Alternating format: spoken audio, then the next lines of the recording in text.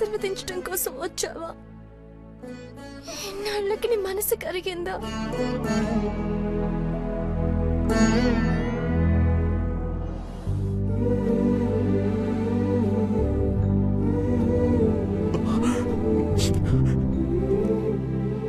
చాలమ్మా, నా బిడ్డను చూశాను, అది చాలు.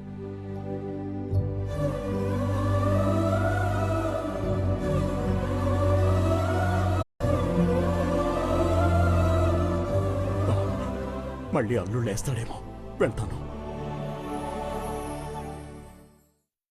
కాని ఒకే ఒక ఆశ మిగిలింది సుభద్ర. ఇద్దరూ ఒకటి కావాలి, పండంటి వారసుణ్ణి కనాలి.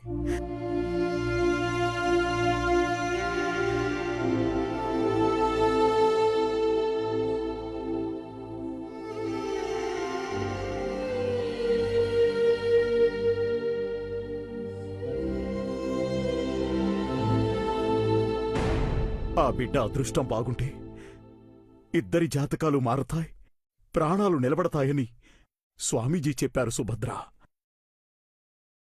ఆ ఆశతోనే బ్రతుకుతున్నాను. అందుకే ఇద్దరూ ఒకటవ్వాలి. వాళ్ల ప్రాణాలు నిలబెట్టడానికి ఇంకో ప్రాణం ఈ భూమి మీదకి రావాలి. నా కోరిక నెరవేరు.